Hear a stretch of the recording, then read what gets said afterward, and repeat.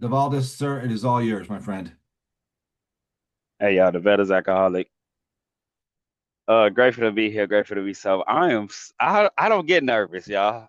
I really don't get nervous. Like I've been doing this thing for a little while, and I normally don't get nervous, but there's some hitters up in here, y'all. Like I got, do I need to jump in the air and stay there? I think I need to jump. I need to impress somebody around here. Eric, thank you. I love you, bro. Derek, you already know. You already know. Wi-Fi, Wi-Fi, Wi-Fi. Let me get a quiet time. So the God of my understanding can stand up and the Devaldis can have a seat in the trunk.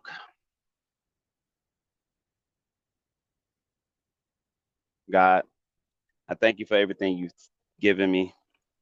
I thank you for everything you've taken from me. And I thank you for everything you've left me. That will and that must be done. Whew. Once again, my name is Devaldis, and I'm a grateful, grateful, grateful, grateful ad infinitum alcoholic. I can keep on going with the gratefulness, right? It's a lot of stories of the infinitum of my gratefulness for the rooms and the God of my understanding and this transformation that is continuing to happen. It ain't just happened, it's continuing to happen. It ain't a one-time thing, it's a continuation, right? Like and I don't know if I want it to end. I want more of it, right? I experience it more and more, right? Like I got a disease of more, so I got a recovery of I want more, right? I want more of this thing. The more I stay sober, the more I know I need God. So like let me do some cleaning up, man. I got a God-given separation date, abandon date, assignment date, a reborn date of November 28th, 2018. I get to acknowledge the presence of God in each and every meeting that I come to, because wherever we are, God is, right? I got a sponsor, his name is Ralph White. I got a grand sponsor, his name is Bob Dance. And I take men through the book when they allow me. I got a home group, Look at God Big Book Study. We meet up every Monday, 6 p.m. CST time. We go through the book paragraph by paragraph. At each stop of the paragraph, participation is demanded. No, I'm just messing with you. It's suggested. It's just suggested. It's just suggested. Uh, I never know where I'm gonna start at, man. But I guess I'll start where I'm at today, right? Where I'm at right now. I just passed through Bill Swan's hometown, Cleveland, Ohio. I've been driving since 2 o'clock this morning. I had an 11-hour drive. I was driving on the expressway, and I felt like my story, right? My tire and rim come off my truck. Right, like something happened, right? Like something happened on the expressway where I hit something, and damn, I get a 4 hour wait. What do I do in the wait? What do I do in the wait? I seek. I ask God, what you doing? Why are you allowing these things to happen to me? Right? But they're not really happening to me, right? Like God is slowing me down for whatever He has in store, so I can realize it's happening for me, right? And I come into this process. I think when I come up in here, I think I want to go through the background of the history of where I came from, but I got a two-parent. I come up in a two-parent home. It was always drama. It was always chaos. It was always arguing, fighting. It was never no peace in the house. Never, right? And this without alcohol. So the ism was there. My parents never drank. I never seen them drunk. My dad would fall asleep with a beer on his side, and I'd pick it up and I'd drink it. No, I didn't. I pick it up and pour it out because I was so scared of my dad because he'll whoop my ass, right? Like, so I would never, I didn't come up drinking. Like, I was so fearful of what my dad would do, man. My dad was a disciplinarian. He was an army dude. He always used to say, I don't get mad, I get even, right? And he used to say something to me like, he'll take my pleasures away, like going outside and playing outside, and I come in the house and he'll see you on punishment because I came in 5 minutes late, and I start crying, and he'll beat my ass. And these are his words, y'all. He said, I ain't raising no pussies. Crying is for pussies. And I'm going to give you something to cry for. And he used to tell me off. Excuse my language. If you're offended, that's my story. That's probably one of the two curse words that I'm going to say up in here. I try not to bring, I didn't come in Alcoholics Anonymous and start cursing. I cuss like a sailor, right? But when we in his rooms, I try to keep it PG-13, right? Because I appreciate what Alcoholics Anonymous has done in and through me, right? So my mom was the disciplinarian too. My mother used to whoop me with the extension cord, right? She was a no play, no fun, no. It wasn't fun to me, right? But she thought she was having fun with her little gist and her little quirks and all that. It wasn't funny to me, right? Because if I know if I did the wrong thing, I'm gonna get toe off, right? And that was my household. It was always beating. It was always I'm doing this. And we beating you, we hitting you because we love you, and that was my household, right? My mother taught me some things. My mother used to say, "Don't tell your daddy what I'm doing." Manipulation, right? Lies. You know what I'm saying? Deceit, right? She'll tell me stuff like, "Open the door and tell him I'm not here." And I open the door and say, "My mama said she not here," and she'll whoop my ass. I'm confused. I'm lost. I cannot differentiate the truth from the false at an early age. So I'm seeking. I start seeking. I start looking for ways and means to fill this void, right? Like, and I'm looking for a void because I don't get the love that I want. I see other people getting, my friends getting love. They mama showing up and they hugging on them, and they touching on their dad. You know, I ain't get that. And in my household, I need to say this because this changed the path of my life, right? And my oldest brother, I don't know how old I was, 10, 11. He took me in the closet and he performed some acts on me. He did some stuff to me, right? And from that point, I thought y'all looked at me like I was dirty. I thought y'all knew what happened to me, right? So I got to prove to the world that I'm not, and I ain't got nothing against homosexuals, but in my mind, right? In my mind, I got to prove to the world that I'm not, right? So I went on this journey of seeking something to fill a void. The void was there. It was empty. I felt broken. I felt busted. I felt disgusting, right? And I take many showers a day and I just couldn't wash the stink off. Damn. So I ain't want to be at the house, y'all. Like I got a best friend and I started playing basketball and I go through high school. Oh yeah, let me tell y'all something. I was supposed to be uh, uh, a dancer for Michael Jackson. I just want to throw that out there, y'all. I had the Jerry curl. I had the red jacket with the silver zippers and who's bad. Yeah, I was that dude, right? Like so when I kept went and I went to go perform and my dad made us late. I think that was my first resentment, right? My dad always made us late. We gonna get there on time, and he was never on time. And guess what my parents did? They argued for months after that, right? And every time we went somewhere, it was always chaos. It was always fussing and fight. And I just wanted to run away. I just wanted to get away. And then I get to high school, and my best friend Gerard and I get to his house, and his mother did something that my parents never did. She hugged on me. She hugged on me. Every time she saw me, she hugged on me and she kissed me. Damn, this is what I've been missing. This is what I've been wanting. This is what I've been looking for my whole life, right?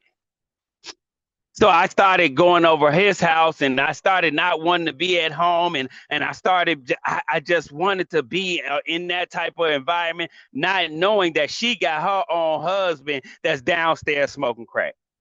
Right, I ain't know all that. I ain't find that out until later on in the flick, right? And then 1994 New Year's Eve, um, I get a phone call. Me and my best friend was freaking frack, right? We was freaking frack. We never went nowhere without each other. And December 31st, 1994, I got a phone call. His mom said, uh, Gerard just had a accident and he might not make it. He got hit by a semi truck. Engine sitting on his lap, and he didn't make it. From that point on, I started seeking something a little bit more. I started looking for something, and I ain't. My first drink wasn't at 9. My first drink was at 19 years old, right? And the first thing I found, right, like I started seeking attention. I started to fill a void, and then I found her.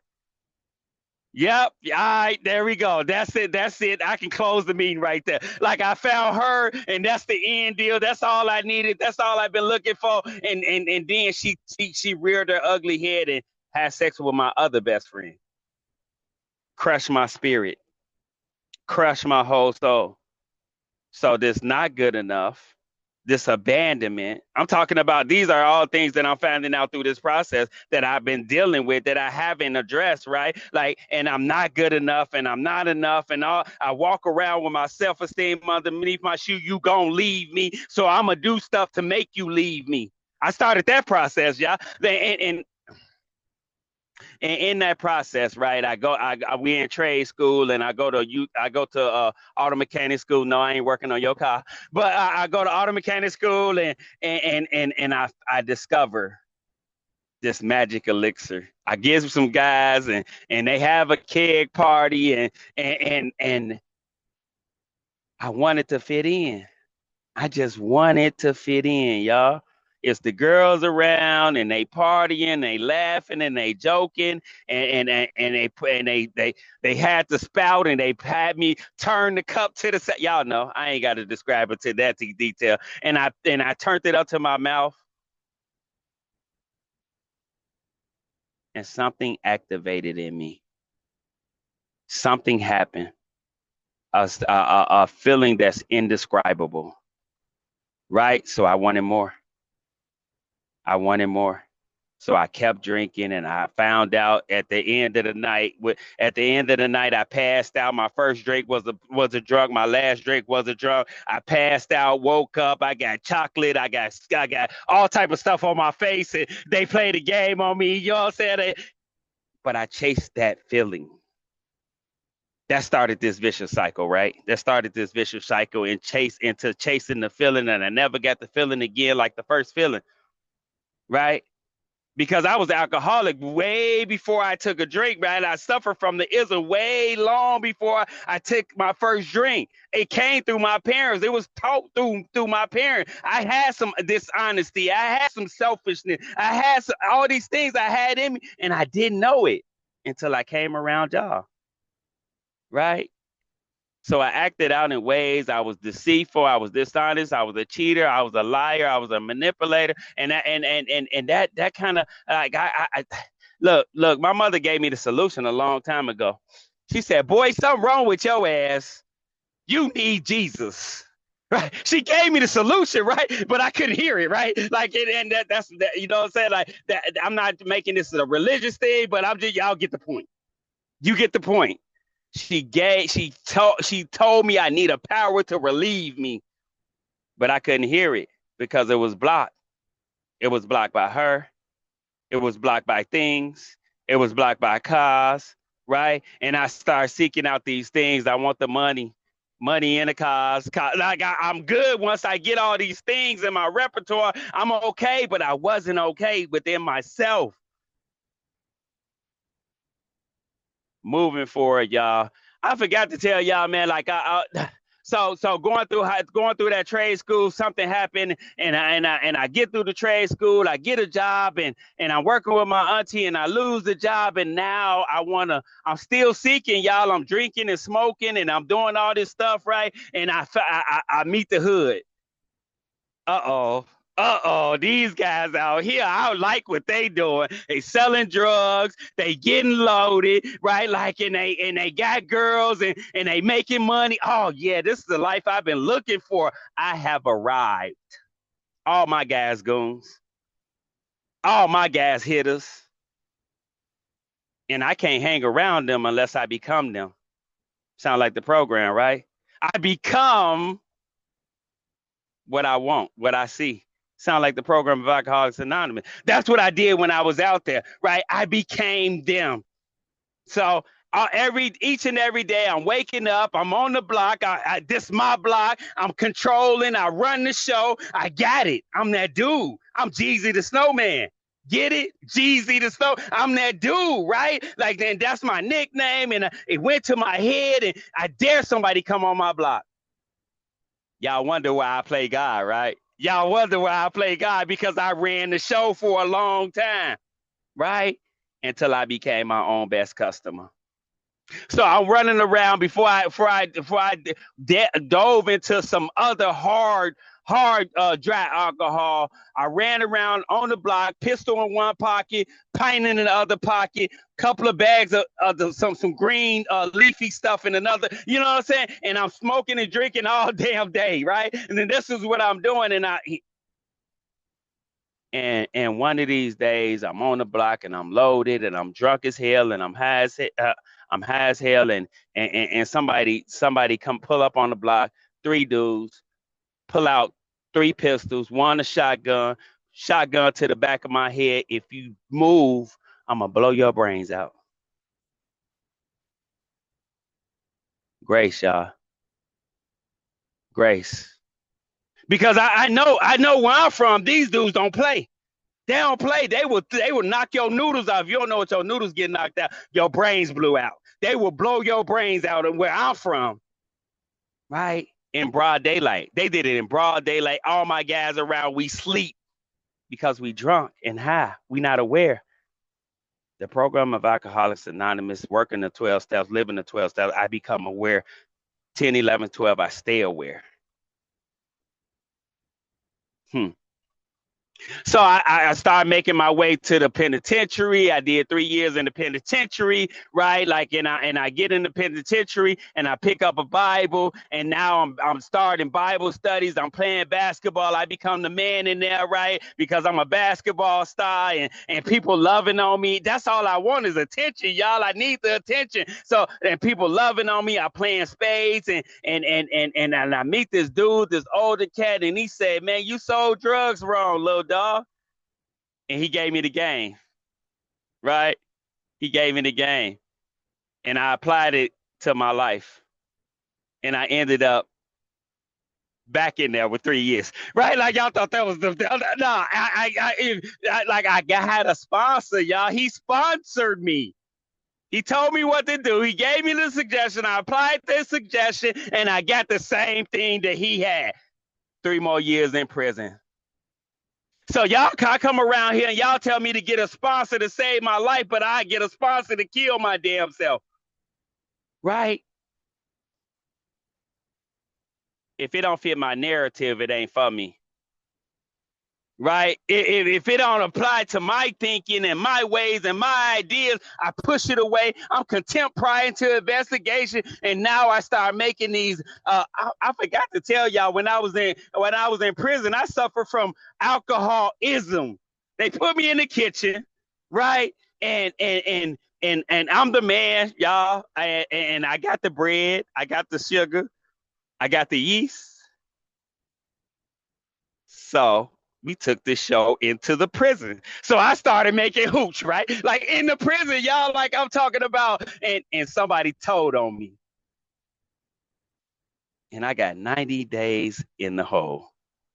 Torture. When I tell you torture, all by yourself with a concrete bed with nothing around, nothing to do. Oh my God. So Isolation, I'm good with it. I'm good at that, y'all. I'm good at isolating, right? Oh yeah, yeah. Thank you for that definition of hooch, y'all. You know what I'm saying? Whoever put that we need to know that. That's liquor.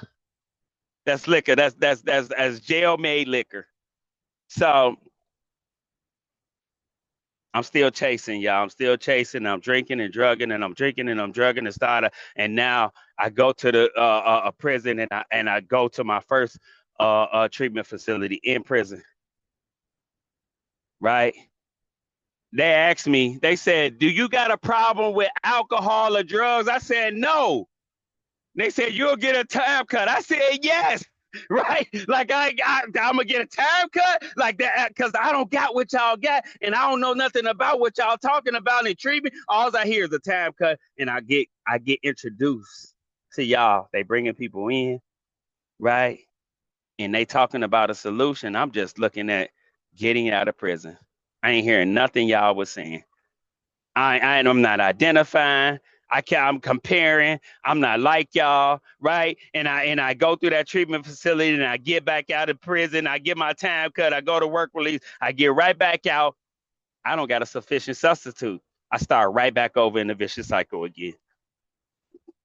So I started making my way to treatment facilities, recovery homes, psych wards, right? I started frequenting them. One of my spiritual advisors said I became the recovery home historian. Hey, look, y'all, like I kept going in and out. I never wanted to surrender. I never wanted what y'all had. I never wanted to do what y'all was doing.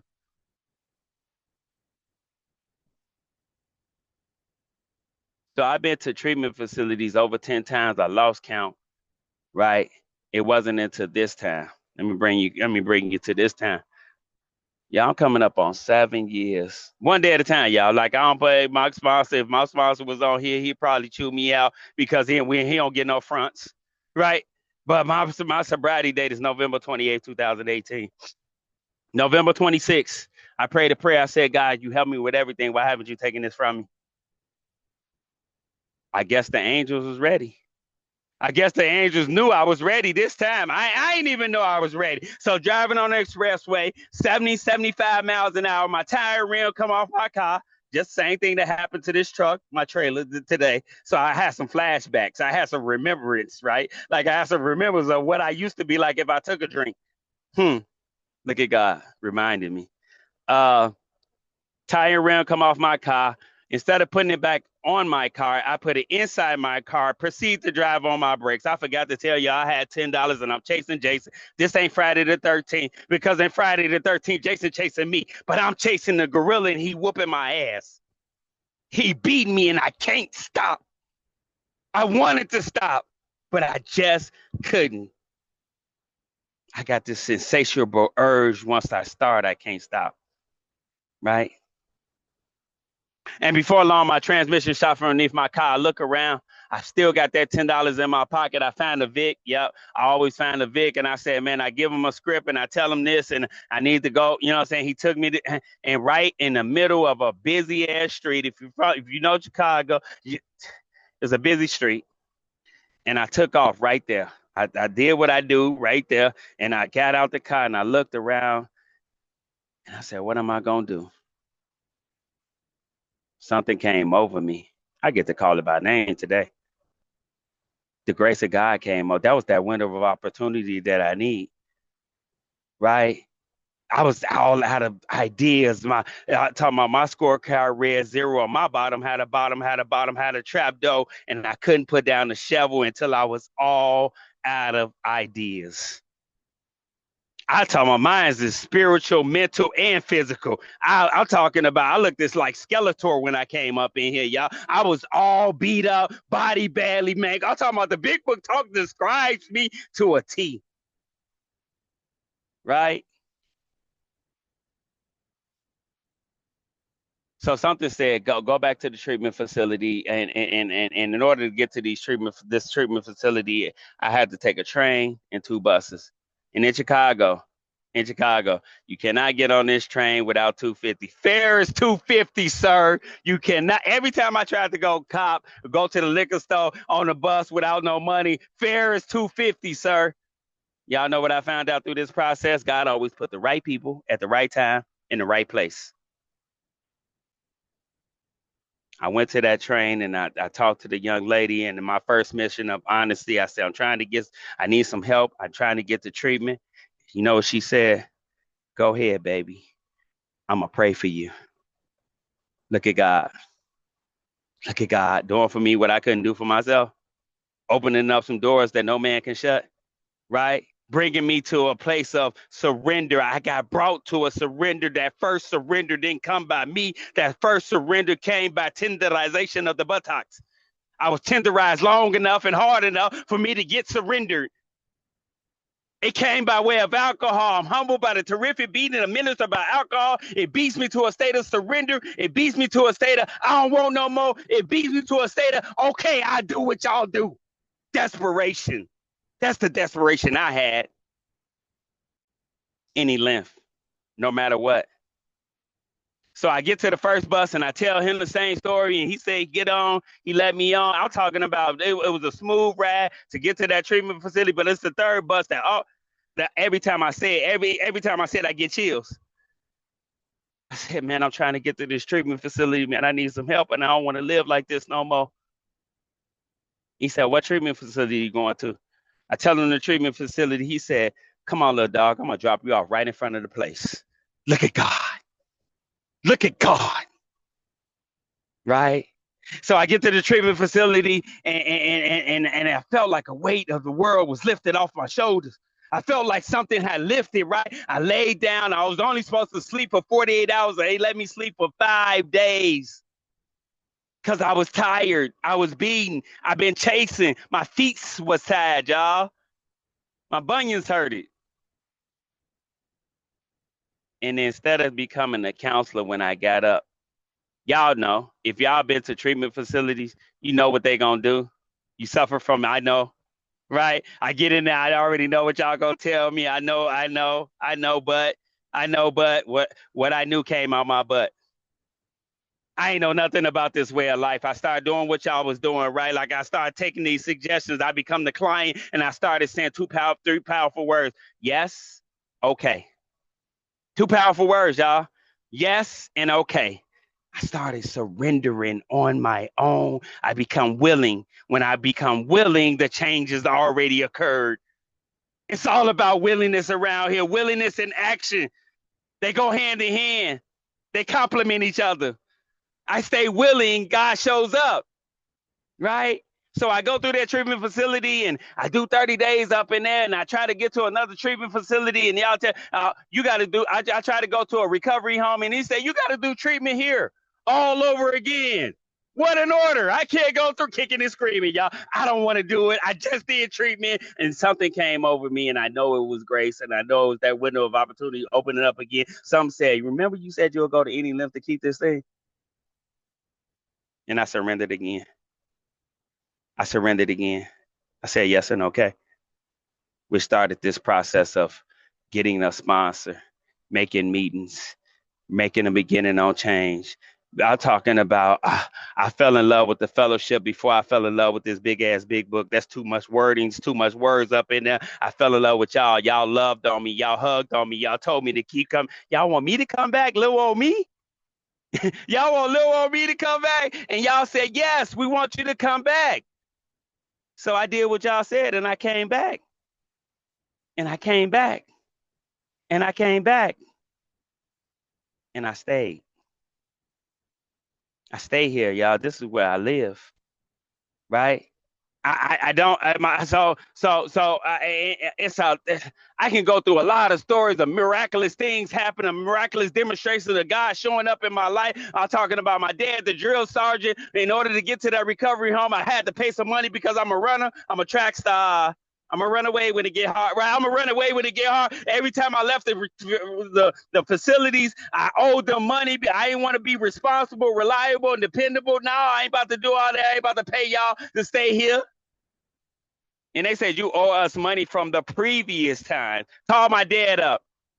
I called my dad up. No, I called my mom up because I don't want to talk to my dad. I told y'all my dad, the drill sergeant. I called my mom up. I ain't got no money. Those my mother's favorite words. Make she rest in peace. I ain't got no money. I'm gonna get a phone to your daddy. No, don't get a phone to my dad. Like this, is my story, y'all. Like I just love telling this story, right? No, don't get a phone to my dad. And then she gave the phone to your son on the phone. And that I need such and such amount of money. He said, when you need it, but bye, come and get it. No questions asked. Look at God. I don't know if he seen something or I know he heard something in my voice because he hadn't seen me for like 60 days. He said, come and get it. And I made it all the way there. Serenity prayer all the way there. Serenity prayer all the way back. Because I was scared. I was nervous. I thought money was my trigger, and these ain't my trigger. My thinking is my trigger, right? My thinking is the trigger. My relapse proceeds first before the relapse. It proceeds in my mind. I relapse first in my mind. And I made it all the way there, all the way back. Got a sponsor, right? I get there and I get a sponsor, and my first sponsor said, instead of telling God how big your problems, I tell your problems how big your God is. Woo! Shook something in me. It did something through me. I said, what? I can tell my problems how big my God is? Let me talk to these problems. And I started getting on my knees. He said, the two things I want you to do. I want you to get on your knees in the morning and ask God to keep you sober. And at the end of the day, I want you to thank God for keeping you sober. And I want to start you with this prayer, this practice of prayer, because I thought I had a prayer life, but then I started to build upon that. Right? Today, my prayer life is amazing.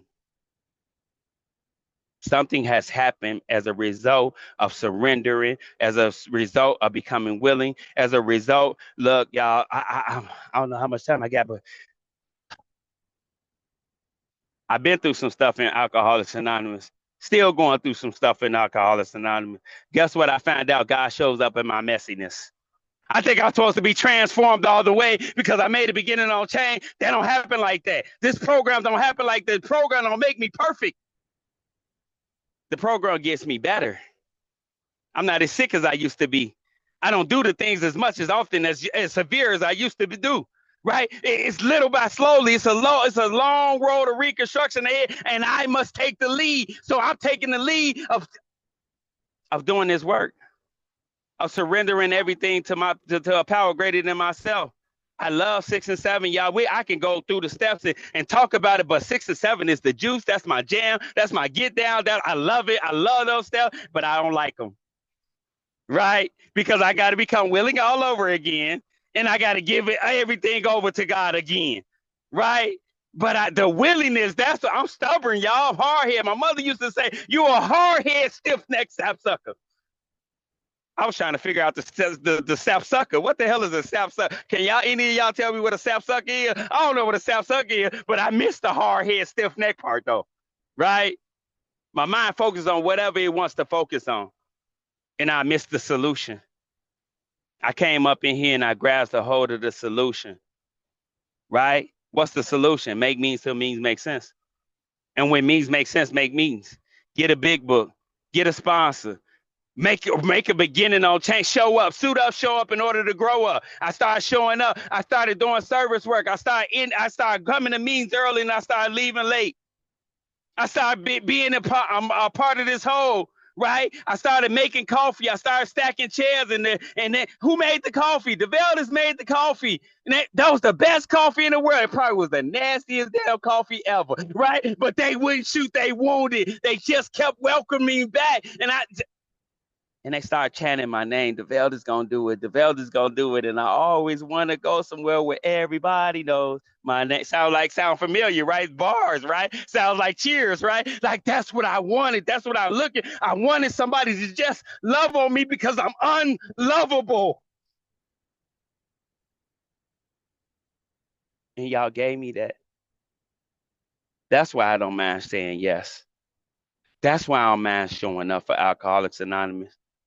Because y'all gave me the key to the puzzle. Y'all gave me the missing link. Y'all opened up some doors for me. Y'all led me to a power greater than myself. right? But I had to admit complete defeat. I had to concede to my innermost self. And I come all the way in and I sit all the way down and I get some gorilla glue, glue my butt to the seat, and I get ready for the ride of my life and I make a decision. And then I pick up that pen. That pen is spiritual in nature. I ran from the fourth step.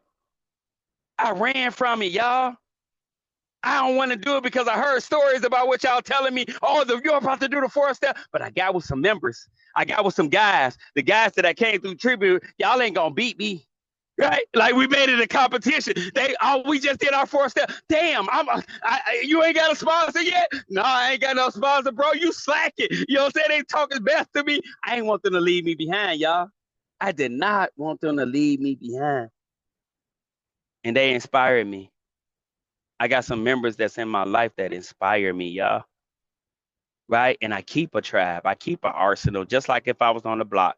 I got them guys around me. My guys around Alcoholics Anonymous, the female guys, y'all my goons. I got a goon squad, y'all, and I love them. Right?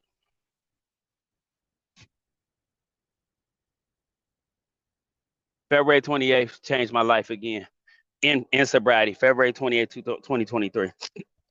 So October 2022, this lady gave me a phone call. She said, I need you to give a share.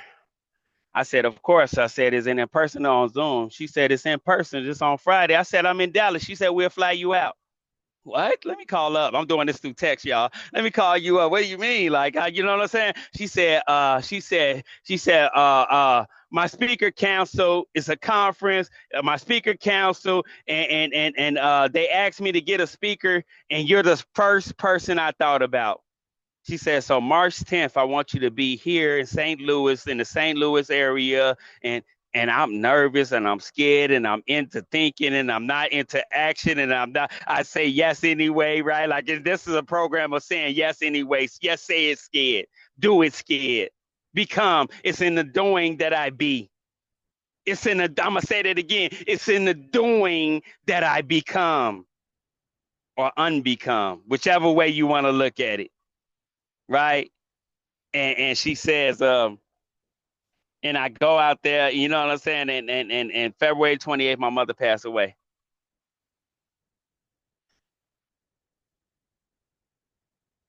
March 9th, I buried my mother. March 10th, I'm standing in front of a podium. I can't make this shit up, y'all. I know there's a power. March 10th, I'm standing in front of a podium talking about how just yesterday I laid my mother to rest and I'm sharing and I'm carrying the damn message no matter what. And it was hard. But y'all welcome me again. You know who showed up for my parents at the funeral? They thought I was a damn celebrity. Like all the members showing up for me, y'all. Y'all showed up for me and said, "We got you. Let us embrace you. Let us love on you." And I did it again, and I opened my eye. I opened my heart. I opened my heart to Alcoholics Anonymous, y'all. Moving forward, I gotta leave I get to leave my job, right? I left my job and I gotta take care of my dad. So right after that, look, y'all, I'm talking about some stuff that happened. Right after that, my auntie died, my uncle died, my dad have another stroke. My girlfriend said, I don't want you no more. And my sponsor said, you're unsponsorable. I can't sponsor. Bro, like, give me time. I'm grieving. Like, I just lost my mom. No, I gotta let you go. I find that when I'm down to nothing, God is always up to something. I'm gonna say that again. When I ain't got nothing at all, God is all I need. And God proved that my real reliance must come from a power greater than myself. I start depending and relying on his power, and he starts showing up. And he been showing up, y'all. He been showing up. It opened up my eyes a little bit more. It welcomed the power in a little bit more, right? And then I met my current sponsor. Oh my God. So anybody new, get a sponsor that speaks louder than your thinking.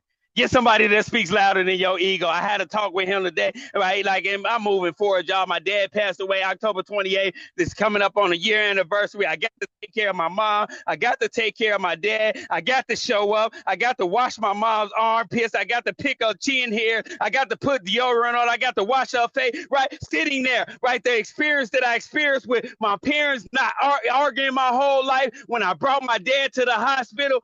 First time this is an experience you must not miss. I brought my dad to the hospital, and my mother said, this is the first time I heard them say that my whole life.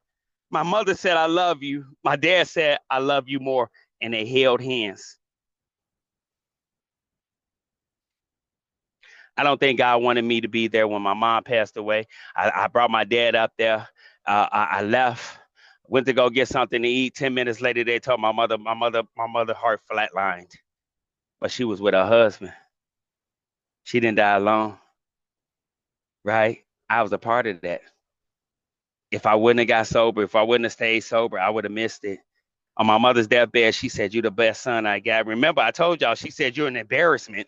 You're an embarrassment. Get off that bike in the wintertime with them sandals on. You're an embarrassment. On her deathbed, she said, you're the best son I got. I can't make this stuff up, y'all. I'm grateful. I'm grateful for the process. I'm grateful for the journey. Stick in here. We like anybody new, stay here. I promise you, you don't know what you're about to experience. I don't know what the hell this power about to do in my life. I don't know what the fellowship. I don't know where God gonna take, but just trust it. Walk the walk. Huh, Eric and Derek? Walk the walk. Walk the walk. I don't do this stuff perfectly, y'all. I do not do this stuff perfectly. I mess up. I got some stuff, right? Like, and currently, right? Like, I could so much stuff, y'all. I got currently, man. I kicked it. I kicked that. So I got some internal stuff that it won't go nowhere. And Alcoholics Anonymous ain't the end all be all. It's spiritual kindergarten. It's outside help is look for outside help. If you're suffering, you're struggling with depression, with anything of that nature, get some outside help. I just started it. I just started therapy, right? Like, and I kicked in a contemporary investigation, y'all. Oh, you might need some outside help. I don't want to do that stuff. I ain't crazy like that. Right? I told myself, I ain't that damn crazy. I know I'm crazy, but I ain't that crazy, right? When the pain of holding on becomes greater than the fear of change, I'm going to do something different. I was in pain. I was struggling. I was low. Every day waking up depressed, and I'm coming to y'all, and I'm putting on this facade like everything okay, y'all, and I'm dying on the inside, and I'm wondering what the hell is wrong with me, right? Like, and I go talk to this therapist, right? Because I got an ultimatum. I thank God. I thank God for that person. I thank God for that person, because I wouldn't be at this place right here, right now, talking about getting a therapist, talking about getting some outside help, because something internal is wrong with me. Some things Alcoholics Anonymous can't take care of. So I've been getting down to some causes and conditions. I'm grieving. I don't know how to damn grieve, y'all. I've been grieving since my best friend died. I ain't know how to take care of that stuff. I was looking. I was trying to fix. That's my story. I was trying to fix with outside issue. I'm always looking for the outside for the solution when the solution is on the inside. This is an inside job, y'all. And it's an outside job, y'all. Two things can be true at the same damn time. If I just take care of my insides, what's taking care of my outside? Self-care, right? I know it's this is not a selfish program. I got to do some self-care. So I go get massages. I go get my feet and my nails done. I go get a haircut, and I go put, you know what I'm saying? I got to still take care of the outside, y'all.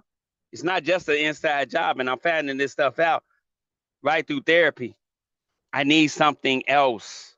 So I'm grateful for this process, y'all. Look, my life is amazing. I just left my kids and fly by, right? Like I'm a truck driver, right? I do that by trade. I stay sober for a living. I stay sober for a living. Everything else It's a given. It's a gift. My name is Devaldis Abdul Garth, and I'm not ashamed of my name no more. I did some work on that. I used to be ashamed of my name, but I come to find out, y'all. Look, my name, my first name means God's gift or God's blessing. My middle name, Abdul, means keeper. No, my middle name means trusted servant of the Most High. My last name, Garth, means keeper of the garden. So I'm a trusted servant to keep this garden of Alcoholics Anonymous so I can give away this gift of recovery, so I can give away this gift, this blessing of change, of transformation. It happens if I change, if I willing, if I do the work. If I do the work. Stop telling myself these lies that I used to tell myself. I told myself a whole bunch of lies, right? I gotta combat these lies with the truth, right? I gotta put my thoughts on track. I'm learning some new stuff, y'all, and I'm grateful for it. I'm open-minded today. I'm willing as a dying can be to get better, to grow. I don't want to keep doing the same stuff, right? I won't want to keep on being the same person. So I continue to watch. This is not a graduation. It's a continuation. So I continue to show up. I continue to grow up. I continue to do the work. It ain't no end all be all. Ain't no end to this thing, right? And I give away. I talk about inside and outside these rooms. Anybody new? Anybody new? Come all the way in, sit all the way down, do some eye hustling and some ear hustling. And if you persist, all sorts of remarkable things will happen. When you look back, you will realize that the thing that came to you were better than when you put yourself in anything that you could have planned. Check this out, y'all. Follow the dictates of a higher power when you're presently living a new and wonderful world. No matter what you're going through right now, surrender, persist, keep coming back, stick and stay, all that good stuff. Get some Gorilla Glue, glue your butt to the seat. I'm a grateful alcoholic. Thanks for allowing me to share with that. I'm a stick and stay. I love each and every one of y'all.